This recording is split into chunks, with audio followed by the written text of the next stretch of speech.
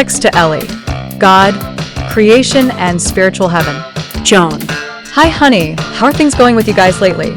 All good, we hope. You know we have had some fantastic synchronicities as of late that have helped us with our spiritual journey.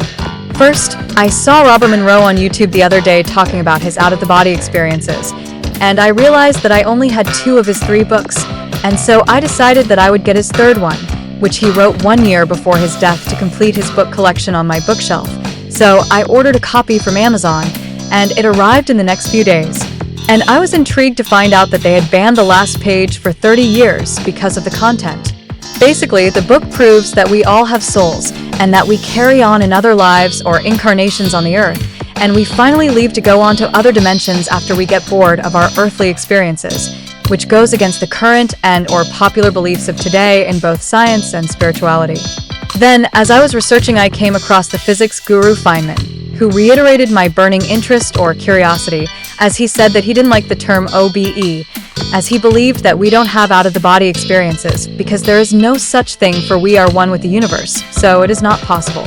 Then, I researched his mindset on YouTube, and he gave an explanation for his thoughts in a lecture, and it was very interesting and convincing from a scientific standpoint that he favored, per se. Basically, he said that our atoms that make up our bodies are forever changing with each breath that we take, and that we completely change our bodies every 7 years, and the atoms have been around since the beginning of time.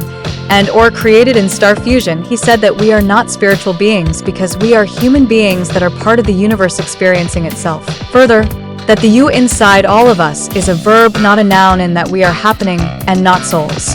He went on to say that our atoms become part of other beings and plants in the universe before, during, and after our deaths. And like a symphony, the song stops happening when the universe stops playing our tune, and that everything is recycled at our deaths. He proclaimed that our minds are just a product of our sensory information, and that we expand and get absorbed into the universe at our physical deaths because energy does not get destroyed. It's simply like a wave in an ocean that falls back into the ocean when we complete our physical life's journey. So we need not fear death, as it is not the end. It is just a transformation or a beginning of a new chapter in our lives, not the end. Then, I had 2 experiences that show me that Monroe was correct for me, and of course for everyone.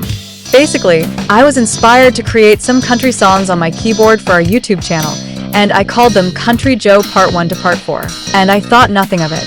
Then I decided to look at the name, as I was getting random thoughts about it, and its significance, so we Googled all the country stars named Joe on the internet that have crossed over, and I thought he was called Joe Berkeley, and we found 3 Joes that played in the 1970s, but only one had crossed over, which ironically was in March of this year, and his full name or stage name was Country Joe McDonald, and he crossed over in Berkeley, California, as I said 1 month ago, and that confirmed my belief that Robert Monroe was correct in that our souls do not expand and get absorbed into the universe, that our souls are real and are evolving spiritually before, during, and after our physical deaths. I watched a documentary on God last night, and I loved it, and amongst 3 choices, one correlates with my book's philosophy, which states that consciousness is creating our reality, as physics proclaimed in a Nobel Prize in 2022, basically Schrödinger's cat and the double-slit experiment. It went on to suggest that consciousness must have created the universe in the beginning too, hence, it was created by God's awareness. My creation myths in my book reached the same conclusion, and that hypothesis resonated with my heart. I will get the name of that documentary for you next time I see it on YouTube, as it comes up because of my YouTube channel's creation hypothesis.